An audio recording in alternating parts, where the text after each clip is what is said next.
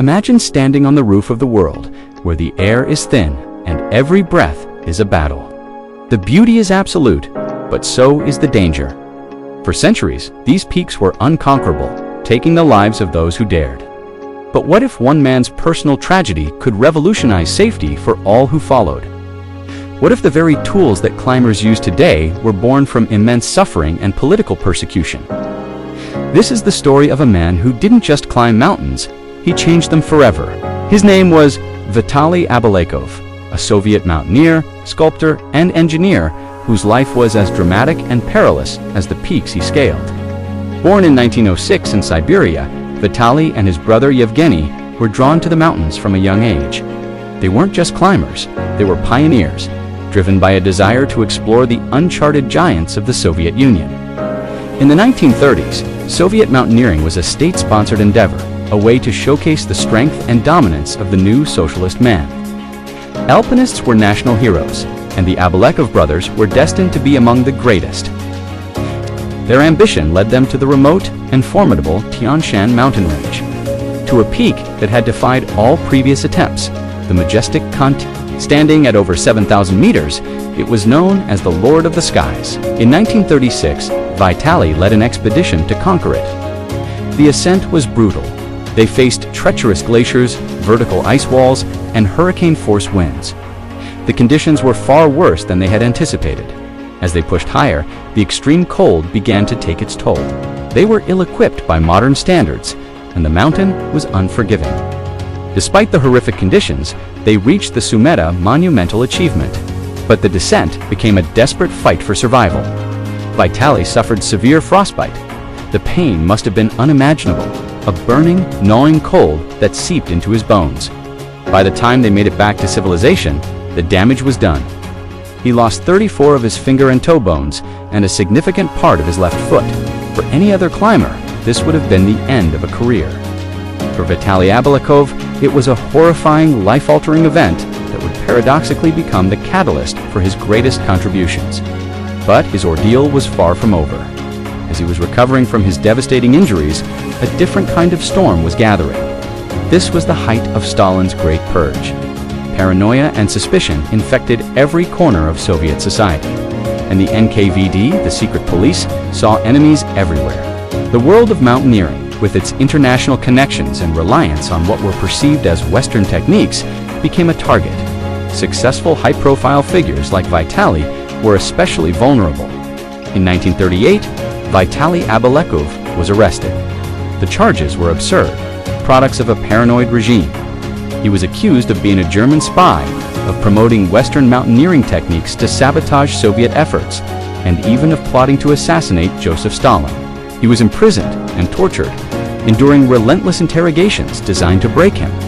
Many of his fellow climbers and friends were arrested during this time. Some were executed, others vanished into the Gulag.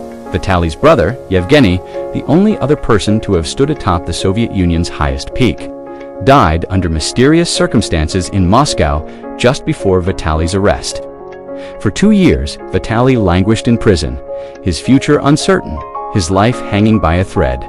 Then, just as suddenly as he was arrested, he was released in 1940. No explanation was given. He was a free man, but he was forever changed, physically maimed by the mountain, and psychologically scarred by the state he had so proudly represented. He had faced the fury of nature and the cruelty of man and survived both. Lesser men would have retreated, broken. But Vitaly Abalakov was not a lesser man. His suffering didn't break him, it forged him. He couldn't get back the fingers he lost, but he could dedicate his life to making sure others didn't suffer the same fate. This became his new summit to conquer, the mountain of safety. He channeled his brilliant engineering mind and his intimate, painful knowledge of climbing's dangers into innovation. He returned to the sport not just as a climber, but as an inventor.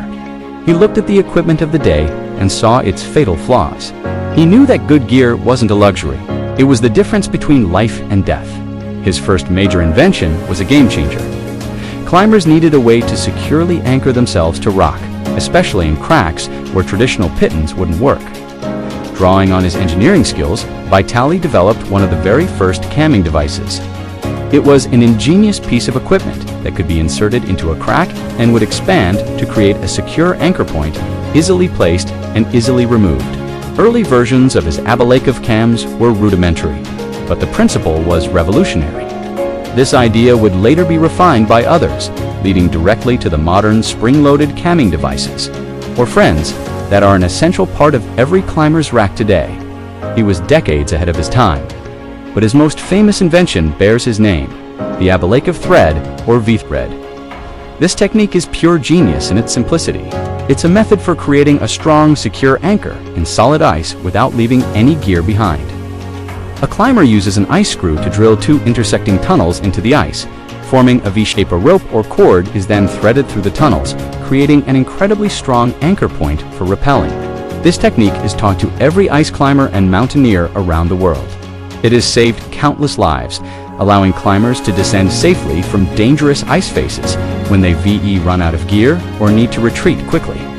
It's a testament to his ability to find an elegant, life-saving solution using minimal equipment. Vitaly Abalakov's story is one of incredible resilience. He continued to climb, to lead expeditions, and to coach the Soviet national climbing team, all while missing fingers and part of his foot. He never spoke publicly about his time in prison, burying the trauma deep inside. Instead, he poured all of his energy into his work. He meticulously studied the physics of climbing, the biomechanics of movement, and the dynamics of falls. He authored books on climbing technique and safety that became the definitive guides for generations of Soviet climbers. He approached this wild, dangerous sport with the precision and rigor of a scientist. His legacy is not just in the summits he reached, like Kontengri or his first ascent of Peak Pobeda, the highest mountain in the Tian Shan. His true legacy lives on in the hands of every climber who places a cam, and every mountaineer who rappels from an Abalakov thread. It's a legacy of safety, born from immense personal sacrifice. He took the worst experiences of his life, the brutal frostbite and the unjust imprisonment, and transformed them into a gift for the entire climbing community. Vitaly Abalakov proves that a person's impact isn't just measured by the heights they reach, but by the safety nets they build for others. He was a climber who conquered mountains, an engineer who solved problems, and a survivor who turned his pain into progress. His life is a powerful reminder that even in the face of nature's harshest trials and humanity's darkest moments, the human spirit can not only endure, but innovate and create a lasting legacy of safety for generations to come. Thanks for watching. If you were inspired by this story of resilience and innovation, subscribe to the channel for more incredible stories from the world of adventure. And check out the next video on your screen right now.